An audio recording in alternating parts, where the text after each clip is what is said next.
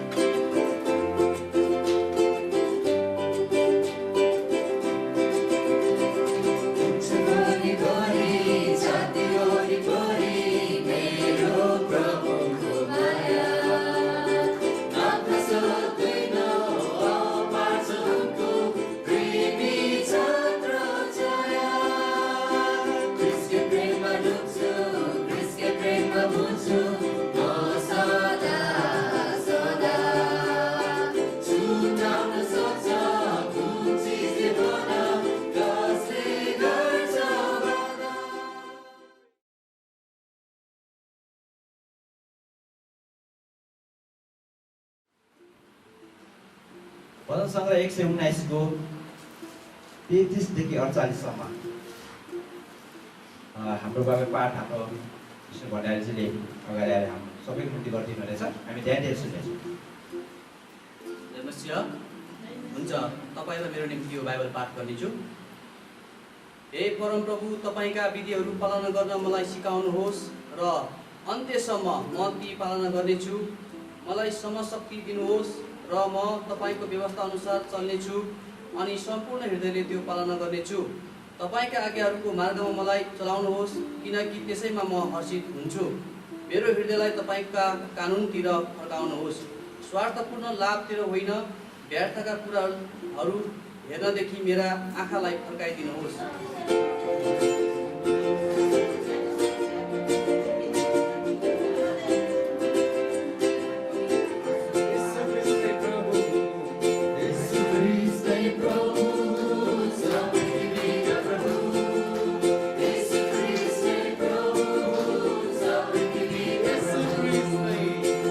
Praise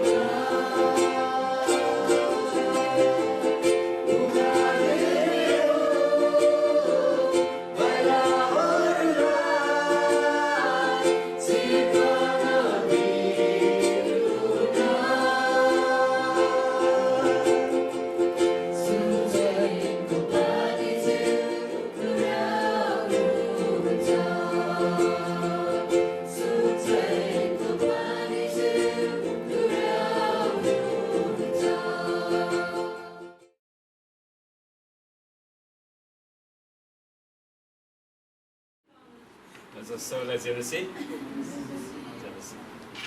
र आउनुहोस् पहिला हामी प्रार्थना गरौँ।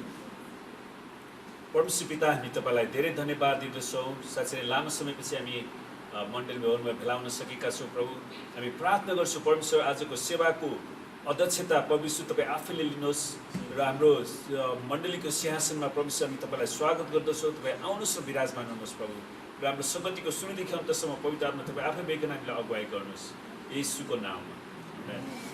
र पहिला हामी बिरामीहरूको लागि प्रार्थना गरौँ। तपाईँ जतिजना बिरामी हुनुहुन्छ हात उचाल्नु होला, बिरामी जति, अनि जतिजना अनि हात उचाल्नु भएको बिरामी जति उभिनुहोस् र हामी तपाईँको लागि विशेष प्रार्थना गर्नेछौँ। अनि अनलाइनमा हामीसँग जोडिनु भएको तपाईँ जति बिरामी हुनुहुन्छ तपाईँ पनि उभिनु होला र म तपाईँको लागि विशेष प्रार्थना गर्नेछु। र अरूहरूले बिरामीतिर हात बढाउनुहोस् र उहाँ दाइलाई पनि हात राखिदिनुहोस् है, उहाँमाथि हात राख्नुहोस् ल, अनुसार प्रार्थना गरौँ।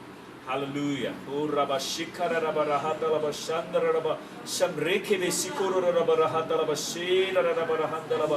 परमेश्वर पिता, हामी प्रार्थना गर्छौँ तपाईँका छोराछोरीमाथि सैतानले ल्याएका ती सबै रोग बिमारका श्रापहरू, तन्त्रमन्त्रका श्रापहरू, शारीरिक दुर्बलताहरू, मानसिक चिन्ताहरूलाई हामी येशूको नाउँमा निस्किने आज्ञा दिनुहोस् र येशूको कोर्राको चोटमा ती सबै रोगहरू निको भइसकेको घोषणा गर्छु। पवित्र आत्मा तपाईँले येशूको चङ्गाइलाई बगाइदिनुहोस् प्रभु, प्रत्येकलाई छुनुहोस्, पूर्ण चङ्गाइ र छुटकारा दिनुहोस्। धन्यवाद छ येशूको नाम। र दोस्रो विषय हामी प्रार्थना गर्नेछौँ, तपाईँ जतिजनाको अर्थतन्त्रमा परमेश्वरको आशिष चाहिन्छ तपाईँ हात चाल्नु होला र म तपाईँको लागि विशेष प्रार्थना गर्नेछु। यो कोरोना भाइरसले नष्ट गरेको हाम्रो अर्थतन्त्रमा पनि परमेश्वरको आशिष आउन सकोस्। आमेन। हालेलुया। ओ रबा शिखर रबा रहत रबा शीर रबा रहन्द रबा समरेखेले सितुर रबा रहन्द रबा। परमेश्वर पिता, हामी प्रार्थना गर्छौँ तपाईँका जनहरूको अर्थतन्त्रमा सैतानले नष्ट गरेका, कोरोना भाइरसले नष्ट गरेका सबै शक्तिलाई हामी येशूको नाममा रद्द पार्दछौँ। र प्रभु, हरेकको अर्थतन्त्रमा तपाईँले बेहिसाब आशिष दिनुहोस्। हामी बिन्ती गर्छौँ प्रभुजी, अनि हरेकको कारोबारको भोल्युमलाई बढाइदिनुहोस् प्रभुजी। हामी बिन्ती गर्छौँ परमेश्वर, जसरी तपाईँले अनि हरेकलाई काम गर्ने इच्छा शक्ति दिनुहोस्, अनि त्यो कामहरू तपाईँले जुटाउनुहोस् प्रभु, तपाईँले आशीर्वाद दिनुहोस्। अनि जसरी तपाईँले कामहरू जुटाउनुहुन्छ हरेकलाई दशांश स्वेच्छाको बेटी, धन्यवादको बेटी दिनलाई तपाईँले सिकाउनुहोस् प्रभु। धन्यवाद छ येशूको नाउँमा। हुन्छ, परमेश्वरलाई धन्यवाद होस्। र आज हामी एउटा महत्त्वपूर्ण विषयलाई हेर्दैछौँ र आजको विषय छ द करेज अफ स्टिफन, है, वा स्टिफनको साहस। स्टिफनसको साहसको बारेमा हामी हेर्नेछौँ र स्टिफनसको साहसलाई हेर्दाखेरि पहिला हामी उसले गरेको प्रचारलाई आज हामी जस्ताको तस्तै सुन्नेछौँ पहिला, र उसको प्रचारको सम्पूर्ण भागलाई त सुने छैनौँ, तर आधाबाट हामी हेर्नेछौँ। र स्टिफनसले यरुशलेममा जब सुसमाचार प्रचार गर्छन् इजरायलहरूको माझमा, त्यो प्रचारलाई उनले एकदमै स्पष्टसँग प्रचार गरेका छन्। अनि एकदमै महत्त्वपूर्ण कुरा हो र हामी स्टिफनसको प्रचारलाई जस्ताको तस्तै सुनौँ। यो प्रचार प्रेरित 7को 35देखि 53सम्म दिएको छ, अनि त्यहाँबाट हामी अगाडि बढ्नेछौँ। अनि उनले मूसाको बारेमा प्रचार गर्छन् इजरायलीहरूलाई। यही मूसा जसलाई तिनीहरूले कसले हामीलाई हाकिम र न्यायकर्ता तुल्यायो भनेर इन्कार गरेका थिए, तिनलाई परमेश्वरले पोथ्रामा देखा पर्ने स्वर्गदूतहरूद्वारा हाकिम र उद्धारकर्ता तुल्याएर पठाउनु भयो। अनि स्टिफनसले यो कुरालाई स्पष्टसँग बुझेका थिए प्रियहरू, कि मूसा त्यतिकै हावातालमा सेवाकाई गर्न गएका थिएनन्, परमेश्वरलाई बोलाउनु भएको। आमेन। यिनै मानिसले मिस्र देशमा, लाल समुद्रमा र 40 वर्षभरि उजाड स्थानमा उद्योगका काम र चिन्हहरू गरिकन तिनीहरूलाई बाहिर ल्याए र मिस्र देशको दासत्वबाट लिएर आउँछ। तिनै मूसा हुन् जसले इजरायलीलाई भनेका थिए, परमेश्वरले मलाई खडा गर्नु भए जस्तै तिमीहरूका दाजुभाइहरू मध्येबाट तिमीहरूका निम्ति एउटा अगमवक्ता खडा गर्नुहुनेछ। यी तिनै मूसा हुन् जो उजाड स्थानमा भएको समुदायमा स्वर्गदूतसँग थिए, जुन स्वर्गदूतले सिनै पर्वतमा र हाम्रा पुर्खाहरूसँग बोलेका थिए र तिनीले हामीलाई दिनको निम्ति जीवित वाणीहरू, जीवित वचनहरू पाएका थिए। हाम्रा पुर्खाहरूले तिनका आज्ञा पालन गर्न इन्कार गरे, परमेश्वरको वचनलाई पालन गर्ने इन्कार गरे, तिनको आज्ञा पालन गर्न इन्कार गरे। तिनीहरूले तिनलाई पन्छाएर मिस्र देशमै फर्केर जाने मन गरे, जसरी हरेक मान्छेहरू पुरानै जीवन ठिक छ भनेर उनीहरू फर्किन्छ नि, अनि इजरायलले पनि गरेका थिए। तिनीहरूले हारूनलाई यसो भने, हाम्रो अघि लाग्ने केही देवताहरू हाम्रो निम्ति बनाइदिनुहोस्, कोही देवताहरू, किनकि हामीलाई मिश्र देशबाट निकालेर ल्याउने यी मूसालाई के कसो भयो हामी जान्दैनौँ। किनकि मूसा परमेश्वरको उपस्थितिमा पर्वतमा थिए परमेश्वरको आज्ञा लिनको लागि। ती दिनमा तिनीहरूले एउटा बाछाको मूर्ति बनाएर त्यसमा बलि पनि चढाएर आफ्नो हातको काममा खुसी बनाए। तर परमेश्वरले तिनीहरूलाई तिरस्कार गर्नुभयो र तिनीहरूलाई आकाशका तारामण्डलको उपासना गर्न छोडिदिनु भयो। कोही मान्छे दुष्ट हुन चाहन्छ भने उसले परमेश्वरलाई छोडिदिनुहुन्छ क्या, जबरजस्ती गर्नु। जस्तो अगमवक्ताको पुस्तकमा लेखिएको छ, इजरायलका मानिस हो के तिमीहरूले 40 वर्षसम्म उचार स्थानमा मलाई पशु बलि र भेटीहरू चढायौ? तिमीहरूले मोलोकको तम्बु र रेफन देवताका तारा र तिनीहरूलाई पुज्नलाई बनाएका मूर्तिहरू उठाइ लग्यौ। अब म तिमीहरूलाई बेबिलोनदेखि पारी निर्वासित गर्नेछु। त्यसले परमेश्वरले स्पष्ट रूपमा उनीहरूलाई दिनुभएको दण्डलाई स्टिफनसले जस्ताको तस्तै प्रचार गर्छन्। उचार स्थानमा हाम्रा पुर्खाहरूका गवाहीको मण्डप थियो। मूसाले देखेका नमुना बमोजिम परमेश्वरको आदेशअनुसार बनिएको थियो। हाम्रा पुर्खाहरूले पनि उनीहरूको पालोमा अन्य जातिहरूको देश अधिकारमा ल्याउँदा यहोशूको साथमा त्यो तम्बु ल्याए। दाउदको पालो समय त्यो त्यहीँ रह्यो। तिनले परमेश्वरको निगाह पाए र याकुबका परमेश्वरको निम्ति एउटा वासस्थान बनाउने अनुमति मागे दाउदले। तर उहाँको निम्ति भवन चाहिँ सोलोमनले बनाए, किनकि दाउदले धेरै लडाइँ गरेको कारणले परमेश्वरले भन्नुभयो तिम्रो हातले धेरै रक्तपात गरेको छ, त्यसैले परमेश्वरले उसको छोरालाई चाहिँ मृत्यु गर्नुहुन्छ। तर हातले बनाएको भवनहरूमा परमेश्वर बास गर्नुहुन्न। जस्तो अगमवक्ताले भनेका छन्, मेरो सिंहासन स्वर्ग हो र पृथ्वी मेरो खुट्टाको पाउदान, तिमीहरूले मेरो निम्ति कस्तो भवन बनाउने हो? परमप्रभु भन्नुहुन्छ, मेरो विश्रामको ठाउँ कुन हो? के यी सबै त मेरै हातले बनाएका होइनन् र? हे हठी मानिसहरू हो। हेर्छ त्यस्तै पनि चाहिँ एकदमै कडाउका रूप हुने खडा हुन्छ। उसले भन्छ, हे हठी मानिसहरू, तपाईँहरूको हृदय र बहिरा कान भएका, कठोर हृदय र बहिरा कान भएका हो। तपाईँहरू सधैँ पवित्र आत्माको विरोध गर्नुहुन्छ। तपाईँहरूका पुर्खाले जस्तो गरे तपाईँहरू पनि त्यस्तै गर्नुहुन्छ। अगमवक्ताहरूमध्ये कुन चाहिँलाई तपाईँहरूका पुर्खाहरूले सताएनन्? उनीहरूले धार्मिक जनको आगमन अघिबाटै घोषणा गर्नेहरू सबैको हत्या गरे। उनलाई स्पष्टसँग बताउँछ, उहाँलाई तपाईँहरूले विश्वासघात गर्नुभयो र उहाँको हत्या गर्नुभयो। ती सबैलाई मारे जसले ती धार्मिक जनको आउने समाचार अगाडिदेखि नै सुनाएका थिए। अब तपाईँहरू चाहिँ उहाँकै विश्वासघातक र ज्यानमारा हुनुभएको छ। स्वर्गदूतहरूले सुम्पेको व्यवस्था तपाईँहरूलाई पाउनुभयो तर त्यसको पालन गर्नु भएन। अनि यसरी स्टेफनसले जस्ताको तस्तै प्रचार गर्छन्। वास्तवमा जो मान्छे परमेश्वरको वचनमा खडा हुन्छ नि, अनि आखिर उनीहरूले स्टेफनसलाई पनि त ढुङ्गा हानेर मारे। हामी स्टेफनसको वचन प्रचार गर्ने शैली, उसको साहसलाई हामीले हेरेका छौँ। स्टेफनसले आफ्नो प्रचारमा परमेश्वरका आश्चर्य कर्महरू र मूसाद्वारा दिएको छुटकारालाई उनले उल्लेख गर्दछन्। परमेश्वरले म जस्तै अर्को अगमवक्ता खडा गर्नुहुन्छ भन्ने मूसाको भनाइलाई पनि उसले उद्धृत गर्दछन्। मूसा तिनीहरूका अन्तिम आधिकारिक व्यक्ति वा विश्वासको अन्तिम व्यक्ति थिएनन्। अगमवक्ताहरूमध्ये कुन चाहिँलाई तपाईँहरूका पुर्खाहरूले सताएनन्? उनीहरूले धार्मिक जनको आगमन अघिबाटै घोषणा गर्नेहरू सबैको हत्या गरे। हेर्नुहोस्, क्रिस्चियन इतिहासभरि नै हामी देख्छौँ, जो मान्छे परमेश्वरको वचनमा खडा हुन्छ उसको विरुद्धमा शैतानले सबै किसिमका कुराहरू ल्याउँछ अनि उसको हत्या गरिन्छ, उसको ढाडमा छुरा हानिन्छ। अनि हामीले त्यसबाट के सिक्छौँ त? अनि यो चुनौतीको कुरा हो। हामी होसियार गरौँ, हामी परमेश्वरको जनको हत्यारा नबनौँ। आमेन। यो धार्मिक जन शब्दले आउनेवाला मसीहलाई जनाउँथ्यो, जोसँग तिनीहरू परिचित थिए, किनकि मसीह आउनुहुन्छ। स्तिफनुसको प्रचार पत्रुसको प्रचारसँग मिल्दोजुल्दो छ। परमेश्वरको वचन सुनेपछि दुवैका श्रोताहरूको हृदय छिया भएको थियो। स्तिफनुसको प्रचार सुनेपछि तिनीहरू क्रुद्ध भए र रिसले धारा किट्न लागे। 7:54 पदमा है प्रचार सुन्छ, उनीहरू क्रुद्ध भए, रिसले धारा किट्न लागे। यो प्रचार सुनेपछि तिनीहरूले स्तिफनुसलाई ढुङ्गाले हानेर मारे।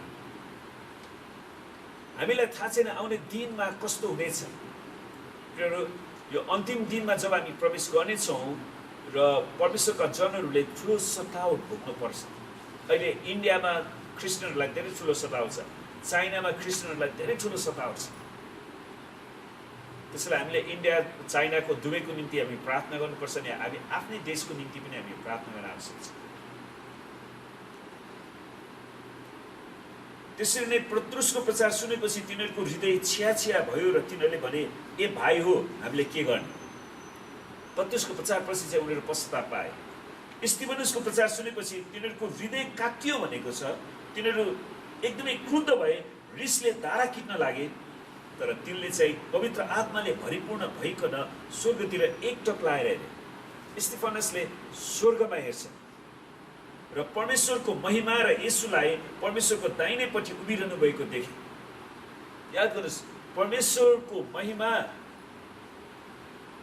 र येशूलाई परमेश्वरको दाहिनेपट्टि उभिरहनु भएको देखे। यसको मतलब के? येशू परमेश्वरको दाहिनेपट्टि हुनुहुन्छ। हामी भन्छौँ नि नेपाली भाषापट्टि, मेरो यो छोरो, यो मेरो छोरी दाहिने हात, उसमा पुरै भरोसा गर्न सक्छ।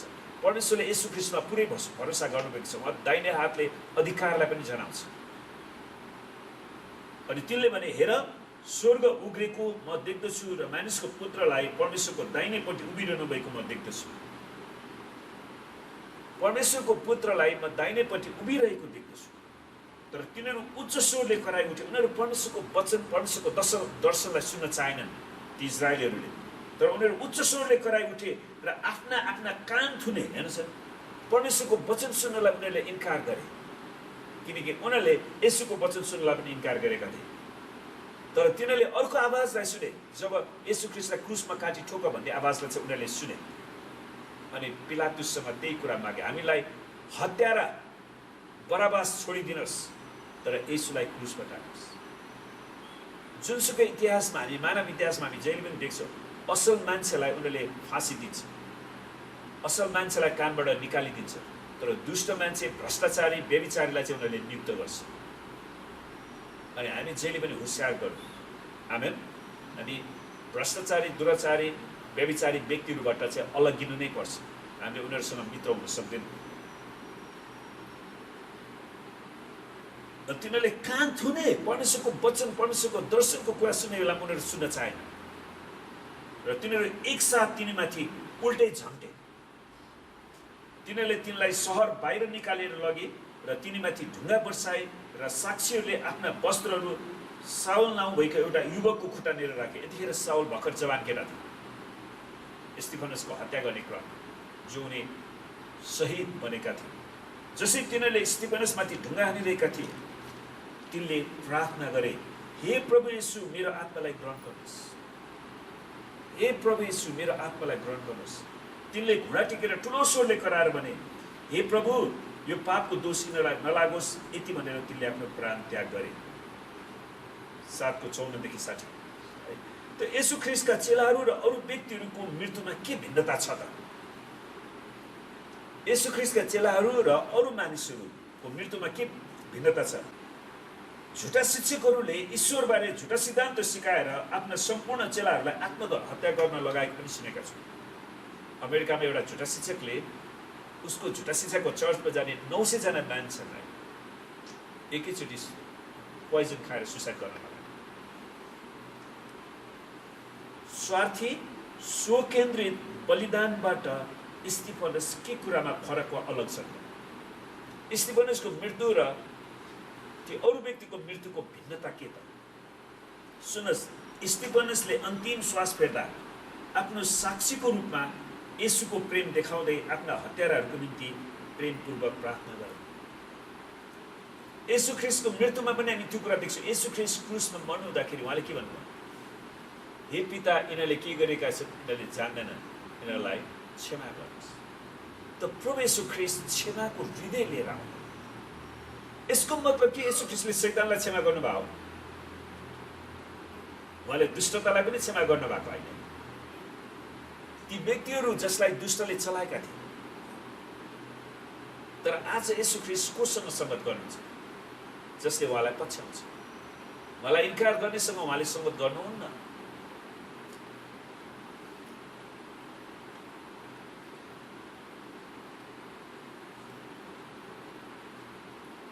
हामीले यस पृथ्वीमा गर्न सक्ने महान काम यही नै हो, हामीले क्षमा दिन सक्छौँ। आमेन। सुन्नुहोस्, हामीले क्षमा दिँदाखेरि त्यसले हामीलाई चाहिँ स्वतन्त्र पार्छ क्या। त्यो क्षमा पाउने मान्छेले कतिको ग्रहण गर्छ गर्दैन त्यो उसको जिम्मेवारी हो। तर जब तपाईँले आफ्नो तर्फबाट क्षमा दिनुहुन्छ, तपाईँ सिक्नु, तपाईँको काम पुरा हुन्छ, तपाईँ स्वतन्त्र बन्नुहुन्छ, तपाईँ ख्रिस्टमा निरन्तर अगाडि बढ्न सक्नुहुन्छ। आमेन।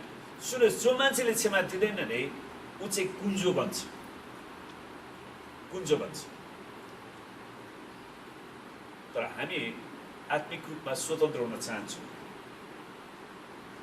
अनि जो मान्छेले क्षमा गर्दैन ऊ चाहिँ अरूलाई पनि भड्काइरहेको हुन्छ, अनि त्यसले चाहिँ वास्तवमा उसले अरू पापको काम गरिरहेको हुन्छ। अनि हामी होसियार गर्नु। सुन्नुहोस्, हामीले महान कामहरू, महान विश्वास, महान शिक्षा, महान प्रचार गर्न सक्छौँ, तर अरूलाई प्रेम गर्ने कुरामा हामी चुक्यौँ भने शैतानको विजय त्यहाँ हुन्छ।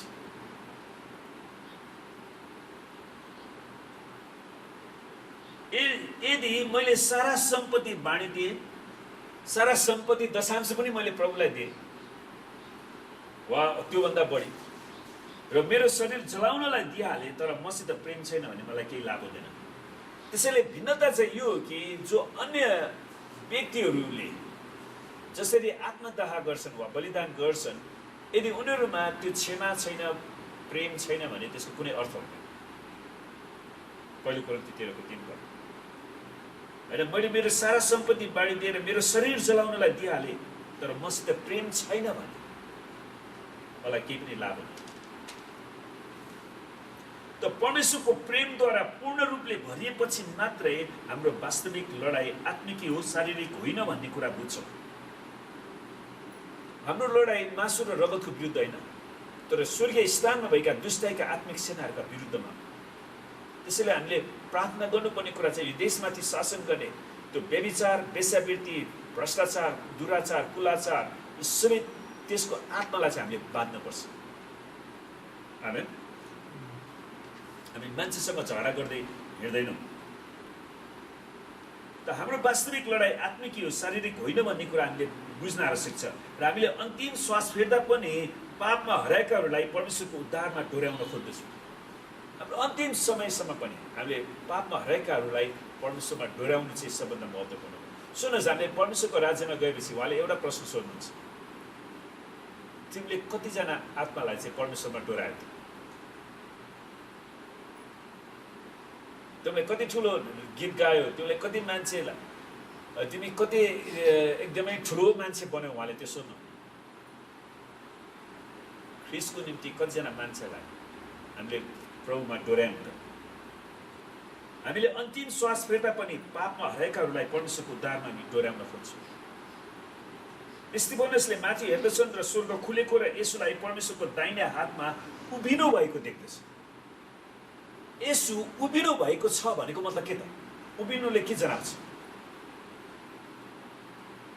He is in action. उहाँ काम गर्न तयारी हुनुहुन्छ। परमेश्वरलाई धन्यवाद होस्, हाम्रो प्रभु येशू ख्रीष्ट सुतेर मध्यले मातेर लम्पसार परेर दो बाटोमा बस्नु। आमेन। ए प्रभु भनेर हल्लाउँदा हल्लाउँदा पखालमाले जाड लागिरहेछ क्या। परमेश्वरलाई धन्यवाद होस्, हाम्रो प्रभु येशू कुनै ट्यापे हुनुहुन्न। आमेन। उहाँले कुनै धुम्रपान खाएर लट्ठ परेर हिँड्नु नै हुन्न, उहाँ बोलाउनु हुन्न। उहाँ परमेश्वर पिताको दाहिने हातपट्टि के हुनुभएको छ? उभिनु भएको छ, खडा हुनु भएको छ। यसको मतलब के त? उहाँ कुनै पनि जब मण्डलीले उहाँलाई प्रार्थना गर्छ, उहाँ सहायता गर्नलाई तुरुन्तै आउन सक्नुहुन्छ। अनि परमेश्वरलाई धन्यवाद होस्, हाम्रो परमेश्वरलाई कुनै ढोकाले, कुनै घरले, कुनै बारले, कुनै पर्खालले छेक्न सक्दैन। आमेन। उहाँ तपाईँ जहाँसुकै बस्नुहोस्, उहाँ त्यहाँ आउनुहुन्छ। किन? उहाँ खडा हुनुहुन्छ। उहाँ तपाईँ र मेरो निम्ति अर्जुविन्ती गरिरहनु भएको छ। यो एकदमै महत्त्वपूर्ण छ। यसो जहिले पनि परमेश्वरको दाहिने बाहुलीतर्फ विराजमान हुनुभएको देखिन्छ। सुन्नुहोस्, राजाहरू बिना फाकमा खडा हुँदैनन् नि त। यसो बिना फाकमा खडा हुनुभएको छैनन्, किनकि उहाँ राजाहरूको राजा। उहाँ सहायता पुर्याउनको लागि वा दण्ड दिनुको लागि, दुवै कुराको लागि खडा हुनुहुन्छ।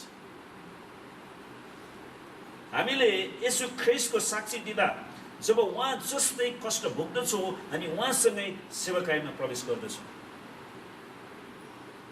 आज पश्चिमी देशहरूमा सुसमाचार पनि एकदमै उनीहरूले गलत प्रकारले प्रचार गरिराखेका छन्।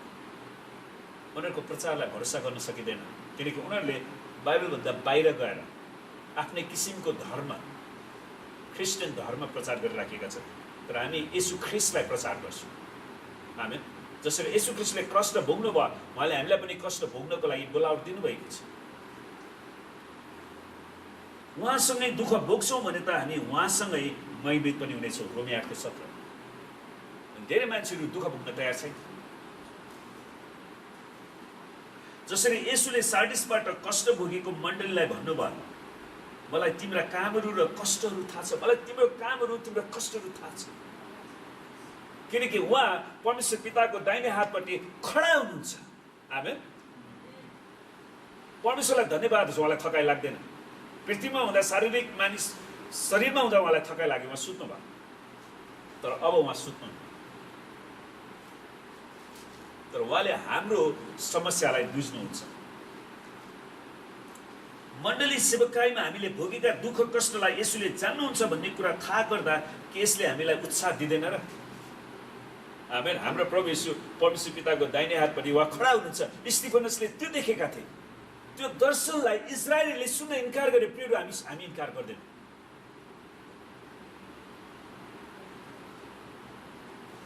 परमेश्वर हामीप्रति धैर्यवान हुनुहुन्छ, किनकि कोही पनि नष्ट नहोस् तर सबैजनाले पश्चाताप गरून् भन्ने उहाँले इच्छा गर्नुहुन्छ। दोस्रो पत्रुस 3:9। येशू ख्रीष्टले आफ्नो समयलाई पर्खिनु भएको छ, किनकि परमेश्वर कहिले पनि हतार गर्नु, हामीबाट कुनै पनि सहायता नलिकनै कुनै पनि समय प्रभु येशूले शैतानको कामलाई अन्त्य गर्न सक्नुहुन्छ, किनकि येशू प्रभु संसार र पापीहरूलाई बचाउनलाई आउनुभयो। यूहन्ना 3:17 पहिलो तिमोथी 1:15 मा त्यो कुरा पाउँछ। येशू ख्रीष्टको साक्षी दिएर संसारलाई बचाउनको निम्ति परमेश्वरले हामीलाई यहाँ राख्नु भएको छ। त्यसैले परमेश्वरले हामीलाई यहाँ राख्नु भएको त्यो उद्देश्यलाई थाहा गर्नु एकदमै महत्त्वपूर्ण कुरा। मानिसहरूको विरुद्ध पवित्र लडाई वा शारीरिक लडाई लड्न बोलाउनु भएको होइन। परमेश्वरको राज्य आएको छ, जसको कारण हामीले पवित्र आत्माको वरदानहरू, फलहरू पाएका छौँ, जसको माध्यमद्वारा हामीले प्रधानताहरू र आत्मिक अन्धकारका शक्तिहरूसँग लडाई गर्न सक्दछौँ। आमेन। उहाँको विरुद्धमा जाने मानिसहरूलाई परमेश्वरको राज्यमा फर्काउन जसरी उहाँले आफ्नो पुत्र येशूलाई प्रयोग गर्नुभयो, परमेश्वरले हामीलाई पनि त्यसरी नै प्रयोग गर्नुहुनेछ। तर यदि हामी राजी भयौँ भने, आवश्यक परेमा साक्षीको निम्ति हाम्रो जीवनलाई पनि बलिदान दिनुहुन्छ। आमेन। परमेश्वरले हामीलाई अझै प्रेम गर्नुहुँदछ र हाम्रो पक्षमा उहाँ लडाई गर्नुहुँदछ, किनकि उहाँले आफ्नो नामको आदर गर्नुहुन्छ। येशू नै प्रभु हुनुहुन्छ भन्ने कुरा सबै जातिले थाहा गर्नेछ। येशू ख्रीष्ट मात्रै प्रभु र परमेश्वर हुनुहुन्छ। मेरो प्रार्थना छ, हाम्रो मण्डलीको प्रार्थना छ, नेपालका सम्पूर्ण 3 करोड नेपालीहरूले येशूलाई जान्न सकुन्। चाइनाका 1 करोडभन्दा बढी मानिस, भारतको 1 करोडभन्दा बढी मानिसहरूले परमेश्वरलाई चिन्न सकुन्। आमेन। आफ्ना मानिसहरूलाई आत्मिक मुक्ति दिनलाई परमेश्वर तयार हुनुहुन्छ। हामीलाई नम्र बनाउन र हाम्रो जाँच गर्नलाई पनि परमेश्वरले यी कुरा हाम्रो जीवनमा ल्याउनु छ। उहाँमा भरोसा राख्ने कुराहरू हामीलाई सिकाउनलाई परमेश्वरले अन्तिम युद्ध लड्नुहुनेछ। जसरी एलिसाका नोकरले परमेश्वरका सेनालाई देखेको थियो। हेर्नुहोस् है त, तब जुन कुरा दोस्रो राजा 6:17 मा पाइन्छ, तब एलिसाले यसो भनेर प्रार्थना गरे, हे परमप्रभु, यसको आँखा खोलिदिनुहोस् र यसले देखोस्। तब परमप्रभुले त्यस चाकरको आँखा खोलिदिनु भयो र त्यसले एलिसाको वरिपरि डाँडाहरू र अग्निमय घोडाहरू र रथहरूले भरिएको देख्यो। किनकि सेनाकरिबले इजरायललाई लडाई गर्न आएको बेलामा एलिसा गपुग्दा त्यहाँ थियो अनि उसले शत्रुलाई देख्छ।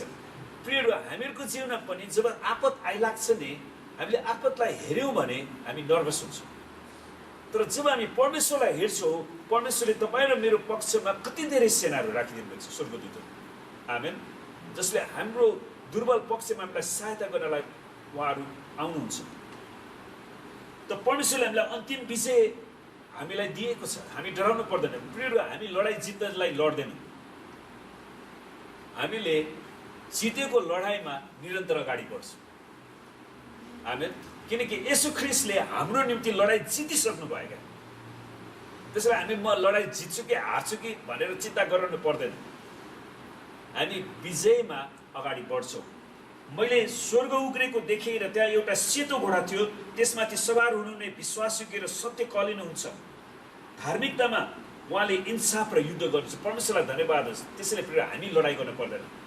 परमेश्वर हाम्रो निम्ति लडिरहनु भएको छ। उहाँको आँखा आगोका ज्वाला जस्ता थिए र उहाँका शिरमा धेरै राजमुकुट थियो। उहाँका आँखा आगोको ज्वाला जस्ता। त्यसको मतलब के? उहाँले हाम्रो हृदयको सबै कुरालाई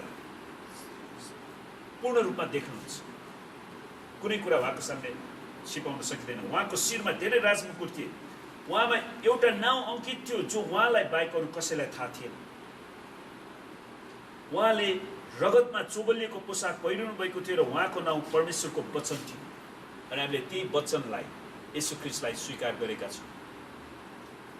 स्वर्गका सेनाहरू सेता र स्वच्छ मलमलका वस्त्र पहिरी सेता घोडाहरूमा चढेर उहाँको पछि पछि लागे। जाति जातिहरूलाई प्रहार गर्न उहाँको मुखबाट धारिलो तरबार निस्किन्छ। सुन्नुहोस्, परमेश्वरले दुष्टतालाई सधैँभरि त्यतिकै रहन दिनुहुन्न। परमेश्वर उठिसक्नु भएको छ। अब उहाँ आउनको लागि उहाँले आफ्नो समय पर्खिनु भएको छ। उहाँले पिताको समय पर्खिनु भएको छ। जाति जातिलाई प्रहार गर्न उहाँको मुखबाट धारिलो तरबार निस्किन्छ र उहाँले फलामको डन्डाले तिनीहरूमाथि शासन गर्नुहुनेछ। सर्वशक्तिमान परमेश्वरको क्रोधको दागकुण्ड उहाँले कुल्चनुहुन्छ। आमेन। उहाँका पोसाक र तिग्रामा राजाहरूका राजा र प्रभुहरूका प्रभु अंकित छ। अनि परमेश्वरलाई धन्यवाद होस्। येशू ख्रीष्ट राजाहरूका राजा र प्रभुहरूका प्रभु। तब मैले एउटा स्वर्गदूत सूर्यमा उभिरहेको देखेँ। तिनले मध्य आकाशमा उड्ने सबै पंक्षीहरूलाई चर्को स्वरले यसो भने, आओ परमेश्वरको ठुलो भोजमा भेला हो। तिमीहरूले राजाहरू, कप्तानहरू र शक्तिशालीहरू, मानिसहरू र घोडाहरू र तीमाथि सवार हुनेहरू, फुक्का र कमारीहरू, ठुला र साना सबैको मासु खानेछौ। मैले जहिले पनि एउटा प्रश्न थियो क्या मेरो जीवन। परमेश्वरले जब यी सबै मानिसहरू द्वन्द्व हुन्छ तिनीहरूको लास के हुन्छ होला? त्यो त कसैले गाड्न नि सक्दैन। त्यो त डुङ्नु गराउन थाल्छ। तर परमेश्वरले चराहरूलाई खटाउनु हुँदो रहेछ। परमेश्वरले किन गिद्धलाई, अरू हक्सहरू, अरू विभिन्न किसिमका चराहरूलाई बनाउनु पर्यो? तिनीहरूले हाम्रो पृथ्वीलाई प्रदूषण हुनबाट बचाउने रहेछ। आमेन। तर परमेश्वरका जनहरूलाई चाहिँ उहाँले सुरक्षा साथ हामी स्वर्गमा लानुहुनेछ। तिमीहरूले राजाहरू, कप्तानहरू, शक्तिशालीहरू, मानिसहरू र घोडाहरू, तीमाथि सवार हुनेहरू, फुक्का र कमारीहरू, ठुला र साना सबैको मासु खानेछौ। ती पंक्षीहरूले खाने रहेछ र पृथ्वीलाई फेरि एकचोटि सफा प्रदूषणहरूबाट मुक्त गराउने रहेछ। अनि घोडामा सवार हुने र उहाँका सेनाहरूका विरुद्धमा युद्ध गर्न त्यो पशु र पृथ्वीका राजाहरू र तिनका सेनाहरू भेला भएका मैले देखेँ। अन्तको दिनमा ख्रीष्ट विरोधी खडा हुनेछ अनि त्यो लडाइँ गराउँछ। तब त्यो पशु र त्यसको उपस्थितिमा अचम्म काम गर्ने झुटा अगमवक्ता दुवै पक्राउ परे। त्यसैले झुटा शिक्षाहरू, झुटा अगमवक्ताहरू, शैतानको निम्ति काम गर्नेहरू, ती सबैलाई परमेश्वरले अन्तमा दण्ड दिनुहुन्छ। त्यसैले उनीहरूसँग हामी सङ्गत गर्न जानुहुँदैन। आमेन। ख्रीष्ट येशूको मण्डलीलाई बेश्यालय बनाउने मान्छेहरूसँग हामी सङ्गत गर्न सक्दैन। यी अचम्मका कामहरूद्वारा त्यस झुटा अगमवक्ताले त्यस पशुको छाप लिने, त्यसका मूर्तिको पूजा गर्नेलाई बहकाएको थियो। कतिजना मान्छेहरू जो पनि आश्रय कर्मको पछाडि लागिरहने मान्छेहरूलाई शैतानले सजिलै बहकाउनेछ। तर हामीले येशू ख्रीष्टको बलिदानमा विश्वास गर्नेलाई शैतानले बहकाउन सक्दैन। हामी आश्चर्य कर्मको आधारमा क्रिस्चियन बनेका छैनौँ। हामीले येशू ख्रीष्टको बलिदानको आधारमा परमेश्वरलाई विश्वास गरेका छौँ। आमेन। अनि त्यस पशुको छाप लिने, त्यस मूर्तिको पूजा गर्नेलाई बहकाएको थियो। यी दुवै जलिरहेको गन्धको अग्निकुण्डमा जिउँदै फालिए। परमेश्वरलाई धन्यवाद होस्। तिनीहरूको भविष्य तोकिएको छ। परमेश्वरलाई धन्यवाद होस्। त्यसरी नै हाम्रो भविष्य पनि तोकिएको छ। हामी सदा सर्वदा परमेश्वरको राज्यमा, स्वर्गमा परमेश्वरको आराधना गरिरहनेछौँ। बाँकी रहेकाहरू चाहिँ घोडामाथि सवार हुनेको मुखबाट निस्केको तरबारद्वारा मारिए र सबै पंक्षीले तिनीहरूको मासु अघाउन्जेल खाए। प्रकाश 19:11 प्रिय हामीले स्टिफनसले त्यो आफ्नो जीवनको महत्त्वपूर्ण सेवकाईमा उनले कति ठुलो साहसका साथ पनि खडा रहे। अनि उसलाई साहस दिनको लागि प्रभु येशू ख्रीष्ट आफैले उसको निम्ति स्वर्ग खोल्नुभयो। अनि प्रभु येशू काममा हुनुहुन्छ भन्ने कुरालाई प्रभुले देखाउनु। आमेन। र आउनुहोस् हामी सबै आँखा चिम्लौँ। केही समय हामी परमेश्वरको वचनलाई मनन गरौँ र आगामी दिनमा हामीहरू पनि साहसका साथ ख्रीष्टको वचनलाई मानिसहरूको सामने लान सकौँ। र उनीहरूलाई परमेश्वरको राज्यमा डोराउन सकौँ र ख्रीष्टको वचनको विश्वासमा स्थिर रहन सकौँ र हामीलाई कुनै कुराले पनि पछाडि तान्न सक्ने छैन। र सबैजनाले परमेश्वरलाई धन्यवाद दिनुहोस् उहाँको वचनको लागि। हालेलुया। ओ रबा शीतला रबा राहतला रबा शद्र रबा कुर रबा राहतला रबा शब्रेकेने शब्द ओ रबा राहतला। परमेश्वर पिता हामी तपाईँलाई धन्यवाद दिँदछौँ। साँच्चै नै प्रभु तपाईँले जसरी स्तिफनसलाई तपाईँको पवित्र आत्माको अभिषेक दिनुभयो, साहस दिनुभयो अनि वचन प्रचार गर्नको लागि तपाईँको वचनलाई जस्ताको जस्तै प्रचार गर्नलाई दिनुभयो र तपाईँले हाम्रो भविष्यलाई कसरी स्पष्ट रूपमा तोकिसक्नु भएको छ भन्ने कुरा तपाईँले आफ्नो वचनबाट जानकारी दिनुभएको छ। प्रभु हामी तपाईँलाई धन्यवाद दिँदछौँ। प्रभु हामीलाई निरन्तर तपाईँको वचनमा लागिरहने व्यक्तिहरूलाई बनाउनुहोस्, तपाईँको विश्वासमा स्थिर हुनलाई शक्ति दिनुहोस्, अभिषेक दिनुहोस्। प्रभु हामी तपाईँसँग बिन्ती गर्दछौँ। परमेश्वर पिता हामी प्रार्थना गर्छौँ यो हप्ताभरिको हाम्रो सेवकाईमा, यात्रामा, पढाइमा, सम्पूर्ण काममा तपाईँले आशीर्वाद दिनुहोस्। प्रभु तपाईँका जनहरूलाई तपाईँले पूर्ण रूपमा सुरक्षा राखिदिनुहोस्। प्रभु यो कोरोना भाइरसको सङ्क्रमण हामी येशूको नाममा रद्द पार्दछौँ।